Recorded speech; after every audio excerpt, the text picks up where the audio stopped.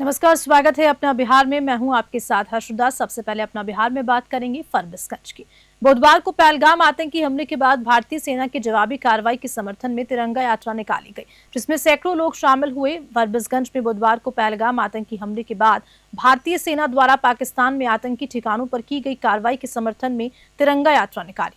Post office चौक से शुरू होकर सदर रोड होते हुए स्टेशन चौक तक पहुंची इस यात्रा में सैकड़ों लोगों ने हाथों में तिरंगा लेकर भारत माता की जय के नारे लगाए। ढोल नगाड़ों की धुन और आतिशबाजी के बीच देशभक्ति का माहौल बना रहा। यात्रा के दौरान विधायक विद्यासागर केशरी उर्फ मंचन केशरी, मुख्य पार्षद वीणा देवी, उप मुख्य पार्षद नूतन भारती, नगर अध्यक्ष वीरेंद्र कुमार मिंटू, पार्षद उमाशंकर यादव, बुलबुल यादव, पूर्व मुख्य पार्षद गुंजन सिंह, प्रेम कुमार केशरी, आयुष कुमार कालू, सूरज चौधरी सहित कई लोग उपस्थित रहे। विधायक मंचन केशरी ने कहा कि भारतीय सेना ने आतंकी ठिकानों पर कार्रवाई पर पहलगाम हमले में मारे गए निर्दोष लोगों को सच्ची श्रद्धांजलि दी है। फरबिसगंज से मुबारक हुसैन की रिपोर्ट।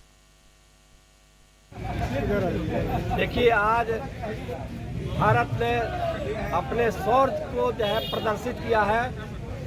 जिस प्रकार से आतंकवादियों और पाकिस्तान के जो है आकाओं ने पहलगाम में जिस प्रकार से बहन बेटियों का सिंदूर धोने का काम किया था, आज भारत सरकार और देश के यशस्वी प्रधानमंत्री श्री नरेंद्र भाई मोदी जी के द्वारा उनको मुंहतोड़ जवाब दिया गया है। आज लगभग 9 ठिकाने पर आतंकवादियों के 9 ठिकाने पर ताबड़तोड़ जो है उनके बंकरों को ढहाने का काम किया गया और देश के सेनाओं ने आज जो कृत्य किए हैं, पूरा देश गौरवान्वित है और 100 से ऊपर आतंकवादी आज मारे गए हैं। इसी को लेकर के हम लोगों ने आज विजय जुलूस निकाला था और इस विजय जुलूस में या तो एक झांकी था, सेनाओं का एक झांकी था जिसका ऑपरेशन सिंदूर नाम दिया गया था। अभी तो सिंदूर नाम दिया गया है, अभी हल्दी और मेहंदी जो है बाकी है, ऑपरेशन हल्दी और मेहंदी। पाकिस्तान के धूर्त आकाओं, हम तो सबसे पहले कहना चाहेंगे कि महिलाएं सशक्त हो रही है और जो मांग की सिंदूर जो है महिलाएं के द्वारा शुरू किया गया और इसका नेतृत्व करता 2 महिला सेना थी जिन्होंने नेतृत्व करता थी और इनको मैं बहुत बहुत बधाई देती हूँ और शुभकामना देती हूँ कि हमारे यहाँ जो कुछ दिन पहले सिंदूर धोया गया था उसका बदला हमारी बहनों ने, हमारी सेना ने सब मिलकर ले लिया। मैं नरेंद्र मोदी को बहुत बहुत बधाई देना चाहती हूँ, शुभकामना देना चाहती हूँ कि आपने तुरंत बदला लेने का काम किया और सेना को बहुत बहुत धन्यवाद। शेखपुरा में ऑपरेशन सिंदूर के तहत भारतीय सेना की पाकिस्तान में की गई कार्रवाई के समर्थन में बीजेपी कार्यकर्ताओं ने तिरंगा यात्रा निकाली, जिसमें देशभक्ति का माहौल छाया रहा। ऑपरेशन सिंदूर के तहत भारतीय सेना द्वारा पाकिस्तान में 9 आतंकी ठिकानों पर हुए हमले के बाद पूरे देश में जश्न का माहौल है और इसी कड़ी में शेखपुरा में बीजेपी कार्यकर्ताओं ने सेना के शौर्य और पराक्रम का जश्न मनाने के लिए तिरंगा यात्रा निकाली। यही पूरी यात्रा कचहरी रोड से शुरू होकर चांदनी चौक पर पहुंची, जहां कार्यकर्ताओं ने भारत माता की जय और भारतीय सेना जिंदाबाद के नारे लगाए। इस मौके पर बीजेपी जिला अध्यक्ष रेशमा भारती ने कहा कि भारतीय सेना का ये हमला आतंकियों के कायराना हरकत का करारा जवाब है। उन्होंने कहा कि ऑपरेशन सिंदूर महज एक ट्रेलर है, पूरी फिल्म अभी बाकी है। भारतीय सेना ने पाकिस्तान के अंदर घुसकर 9 आतंकी ठिकानों को नष्ट कर ये साबित करके दिखाया कि हिंदुस्तान की मां बहन बेटियों के सिंदूर को मिटाने वाले आतंकवादियों का अंत निश्चित है। शेखपुरा से रंजन कुमार की रिपोर्ट। भारत की सेना को धन्यवाद देती हूँ कि भारत के शूरवीर उनके घर में घुस के आतंकियों के 9 ठिकाने को ध्वस्त किए हैं और हमारे प्रधानमंत्री जी को मैं धन्यवाद देती हूँ कि जिन्होंने हमारी माताओं, हमारी बहनों को, ऐसे आतंकवादी दुष्ट जो हमारी माताओं बहनों को सिंदूर पोछा, मिशन सिंदूर के माध्यम से पाकिस्तान को अभी आगाज किए हैं। अभी पूरा पिक्चर बाकी है, अभी ट्रेलर था, अभी पूरा पिक्चर बाकी है। पाकिस्तान का जब तक खात्मा नहीं होगा, आतंकवादियों की खात्मा नहीं होगी, जब तक हमारे प्रधानमंत्री जी और हमारे भारत की सेना और पूरे विश्व के ऐसे प्रतिनिधि, हमारे पूरे विश्व के प्रधानमंत्री और राष्ट्रपति चैन से नहीं बैठेंगे। वो सब हमारे साथ हैं आतंकवादियों के खात्मे के लिए। हमारे प्रधानमंत्री जी जब तक हमारी माताओं बहनों को जो सिंदूर छूना है उसको मिट्टी में मिलाकर रखेंगे, मधुबनी से वो बोले थे। और आज वो टेलर शुरू हुआ है कल, और वो टेलर अभी जब तक पूरे पाकिस्तान में आतंकवादियों की खात्मा नहीं होगी, जब तक चैन से नहीं बैठेंगे। इसके लिए हम भारत पटना के रिहायशी इलाकों में बुधवार रात मॉकड्रिल के तहत ब्लैकआउट किया गया, जिसमें नौजवानों ने बढ़ चढ़कर भाग लिया और लोगों को इसके महत्व से अवगत करवाया। पटना के भीड़भाड़ वाले इलाकों में बुधवार रात मॉकड्रिल के दौरान ब्लैकआउट किया। इस दौरान नौजवान सड़कों पर उतरकर घर घर जाकर लोगों से लाइट बंद करने की अपील करते नजर आए। कुछ जगहों पर लोग पहले से तैयार थे तो कुछ अनजान दिखे और लाइट कटी तो जनरेटर चालू कर दिए, जिन्हें बाद में नौजवानों ने बुझवाया। इस मॉकड्रिल का मकसद लोगों को आपात स्थितियों में बिजली कटौती के महत्व और बचाव के तरीकों से अवगत कराना था। जन भागीदारी से इस अभियान को सफल बनाने का प्रयास किया गया, जिसमें कई इलाकों में लोगों ने बढ़ चढ़कर हिस्सा लिया। पटना से मयंक की रिपोर्ट। देखिए, जो देश में अभी मना किया गया है कि आज मॉकड्रिल का टेस्टिंग है, ऐसे में पूरा देश अभी इकट्ठा है, तो ऐसे में हम लोग लाइट को जो बंद नहीं कर रहे हैं, उनको जो नहीं समझ पा रहे हैं, उनको थोड़ा सहयोग कर रहे हैं कि भाई लाइट बंद कर दिया जाए। मॉकड्रिल की बात कही गई थी, उससे ऑपरेशन सिंदूर पे कर दिया गया, क्या कुछ लगा? अभी देखिए, देश में जो बोला गया था, बिहार की धरती से ऐलान किया गया था, उसको प्रदर्शित करके आदरणीय देश के प्रधानमंत्री नरेंद्र मोदी ने दिखा दिया। तो मॉकड्रिल का चल रहा है, सब लोग एक बार बंद करेगा तभी तो साउंड सुनाई देगा। क्या कुछ बड़ा होने वाला है? यहाँ देख लीजिए, अभी पीओके हम लोग लेंगे, एकदम जान लीजिए, उसी का तैयारी चल रहा है। अभी देख लीजिए, गाड़ी सब बंद हो गई। देखिए, जो देश में अभी मना किया गया है कि आज मॉकड्रिल का टेस्टिंग है, ऐसे केंद्रीय गृह मंत्रालय के निर्देश पर संभावित आपदा से निपटने के लिए बेगूसराय में बुधवार शाम मॉकड्रिल के तहत 10 मिनट का ब्लैकआउट किया, जिसमें लोगों ने बढ़ चढ़कर भाग लिया। जम्मू कश्मीर के पहलगाम में हुए आतंकी हमले के बाद देश भर में अलर्ट मोड के तहत बेगूसराय में बुधवार शाम 7 बजे से 10 मिनट का ब्लैकआउट किया। जिला प्रशासन के निर्देश पर डीएम कार्यालय के ऊपर लगे सायरन ने शाम 6:58 पर अलर्ट जारी किया गया, जिसके बाद पूरे शहर की बिजली काट दी गई। सायरन बजते ही लोग जहां थे वहीं थम गए और सड़कों पर धूप अंधेरा सा छा गया। कई लोग घरों और दुकानों की लाइटें बंद कर सड़कों पर भी उतर आए और देशभक्ति के नारे लगाए। इस मॉकड्रिल का मकसद संभावित आपदा के समय लोगों को तैयार करना और सामूहिक भागीदारी को बढ़ावा देना था। बेगूसराय से चंदन कुमार की रिपोर्ट। ब्लैकआउट से हम लोग को बहुत ही प्रेरित मिलता है कि आने वाले समय में अगर बुरा वक्त आए तो हम ब्लैकआउट कर सकते हैं। आज 10 मिनट की थी, हो सकता है कल 1 घंटे की या 24 घंटे की भी हो सकती है। तो इससे हमको सीखने के लिए मिलता है क्या कि कभी भी अगर देश पे ऐसा वातावरण आए या ऐसा दुखद घटना अगर कुछ घटे, बाहरी क्षेत्रों से अगर भारत को कुछ नुकसान होगा, तो हम ब्लैकआउट करते रहेंगे और हमेशा इस पर प्रेरित रहेंगे, सबको प्रेरित भी करेंगे। एक बहुत अच्छा सिचुएशन रहा कि अगर आपदा के समय हम कैसे खुद को निपट सके। अगर भी मान लीजिए कोई आपातकालीन कोई डिजास्टर मैनेजमेंट हो जाता है, कहीं कुछ हो जाता है, तो कैसे हम लोग इससे निपट सके। इससे पैनिक होने की कोई ज़रूरत नहीं है।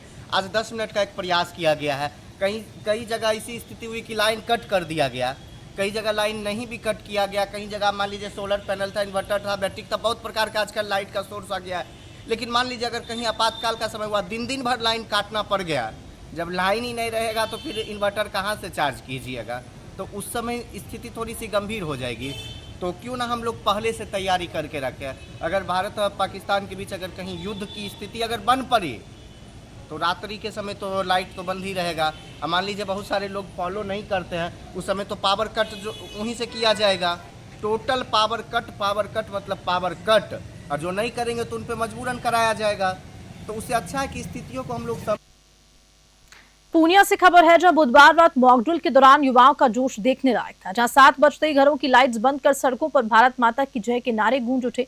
मॉकड्रिल को लेकर पूर्णिया में युवाओं के बीच गजब का उत्साह देखा गया। 7 बजते ही लोगों ने अपने अपने घरों की लाइट्स बंद कर दी और सड़कों पर उतरकर हिंदुस्तान जिंदाबाद, भारत माता जय के नारे लगाए।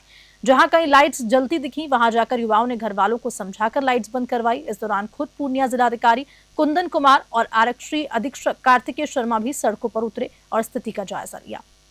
ड्रोन के माध्यम से पूरे क्षेत्र की निगरानी की गई ताकि मॉकड्रिल की प्रभावशीलता सुनिश्चित की जा सके। पूर्णिया प्रशासन ने आम नागरिकों के सहयोग के लिए आभार प्रकट किया और इस मॉक ड्रिल को सफल बनाने के लिए सभी का धन्यवाद किया। पूर्णिया से विनीत राज की रिपोर्ट। जो आज का ये जो मॉक ड्रिल कराया गया था, ये आकस्मिक स्थिति को हम लोग अगर आए उसमें कैसे हम लोगों को कार्य करना है उसका एक ड्रिल था और बहुत ही हर्षगत कहना पड़ रहा है कि बहुत ही डिसिप्लिन रूप से पूर्णिया शहर के वासियों के द्वारा इसका पालन किया गया है। बहुत ही संतोषजनक रहा है और इसमें अगर आगे की जरूरत होगी तो हम फर्दर इसमें कार्रवाई करेंगे। जैसा कल हम लोग आप लोगों को बुलाए थे और प्रेस वार्ता में जैसा बताए गए थे, जो सरकार का निर्देश था कि सिविल डिफेंस के अंतर्गत जो है वो ब्लैकआउट का मॉक ड्रिल किया जाना था। 7 से 7:10 का टाइम हम लोगों ने दिया था और जैसा बताया था कि सायरन बजेगा और लोग जो है सभी लाइट्स को ऑफ करेंगे। आपने देखा कि बहुत ही सक्सेसफुली यहाँ पे कराया गया। हम सब लोग जिला प्रशासन के भी लोग थे, आप सब लोग भी थे। कंप्लीट ब्लैकआउट यहाँ पे हुआ है, जो किसी भी कंटिजेंट इवेंट में आम नागरिकों को जागरूक करने के लिए जो ये प्रयास किया गया है काफी सफल। जमुई से खबर है, जहां कचहरी चौक पर बुधवार को ऑपरेशन सिंदूर की सफलता का जश्न मनाने के लिए भव्य समारोह आयोजित हुआ, जिसमें स्थानीय विधायक श्रेयसी सिंह ने भारतीय सेना के साहस और संकल्प की सराहना की।